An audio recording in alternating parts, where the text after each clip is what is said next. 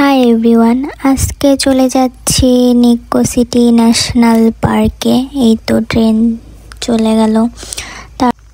তারপর এই তো নিক্কো স্টেশনে নেমে দাঁড়িয়ে দেখতেছিলাম। তো নিক্কো স্টেশনটা দেখতে সুন্দর, বাহিরেও অনেক বড়।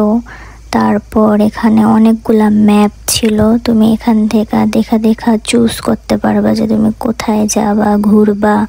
প্রত্যেকটা ডিটেলস দেওয়া ছিল, জায়গার নাম দেওয়া ছিল, আর আশেপাশে অনেকগুলো ট্যাক্সিও ছিল। তারপরে যেখানে দেখতেছিলাম কোন কোন জায়গা আছে, তো এখানে এই গরুর জায়গাটায় আমি থেমে গেছিলাম কি গরু দেখতে যাবো। তো যাই হোক, তারপরে এগুলা দেখার আর কি, এগুলি দেখতেছিলাম অনেকক্ষণ যাবৎ দাঁড়ায় যে দেখি কোথাও কোনটায় যাওয়া যায়। ছবি দেওয়া ছিল সুন্দর মতো, নিচে নাম দেওয়া ছিল ইংলিশেও আবার জাপানের ভাষায়ও। এই তো হাঁটা শুরু করে দিলাম। হাঁটতে হাঁটতে যাব ব্রিজ দেখতে। এই যে হাঁটার রাস্তা, এটা একটা বুদ্ধা ছিল, এখানে জাপানিজে কিছু লেখা ছিল, একটা বুদ্ধা ছিল। তারপরে এই যে ব্রিজ ফেমাস, যেটা দেখতে সবাই আসে, খুব সুন্দর ছিল। ব্রিজটা অনেক ছোট, এই ব্রিজে টিকিট লাগে 300 টাকা করে পার পারসন। তারপর এটা ছিল কেউ মারা গেলে তার স্মরণে বাঁধে, বিখ্যাত কেউ, জনপ্রিয়। আমি প্রথমে ভাবছিলাম কাপলদের জন্য, তারপরে জানলাম এটা। তো এটাতেও ঢুকতে টিকিট লাগে 300 টাকা করে, বড়দের 300। তারপরে এই যে এখানে দাঁড়িয়ে মনোমুগ্ধকর পরিবেশ। তারপর আবার হাঁটতেছিলাম। এই যে গাছগুলা 100 বছরের, আই থিঙ্ক এটা 5 তলা একটা টেম্পল ছিল, জাপানদের ধর্ম, এটা বৌদ্ধদের ছিল। দূর থেকেই দেখছি, সব ভিতরে যাইনি। তারপরে এই যে আশেপাশে, তারপরে এই যে হাঁটার এই রাস্তাটা অনেক সুন্দর ছিল, মন চাইতেছিল একটা দৌড় দিই। তো এই যে সবাই এখানে হাঁটতেছিল, ঘুরতেছিল, ছবিও তুলতেছিল। এই জায়গাটা অনেক সুন্দর হাঁটার জন্য, কেউ দৌড়ও দিতেছিল।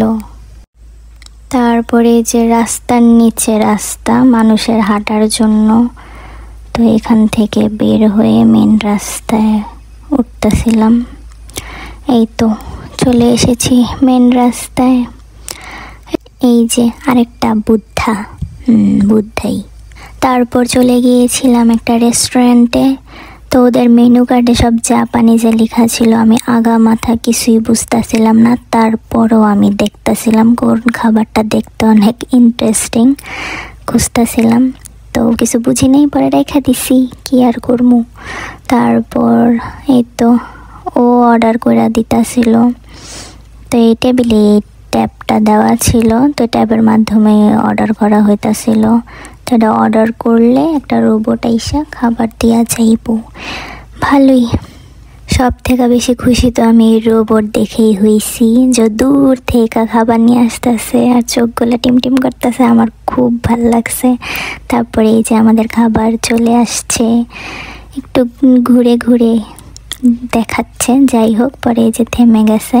তারপরে যে খাবার নিতে উঠছে ও, যে খাবার নিছে। এই তো আমাদের খাবার নেওয়া শেষ, টেবিলে রেখে দিয়েছি। মজাই ছিল। তারপর ওর যাওয়ার অপেক্ষা করতেছিলাম যে ও কখন যাবে, ও দাঁড়াই ছিল। তারপরে যে যাওয়া শুরু করছে। Bye bye robot.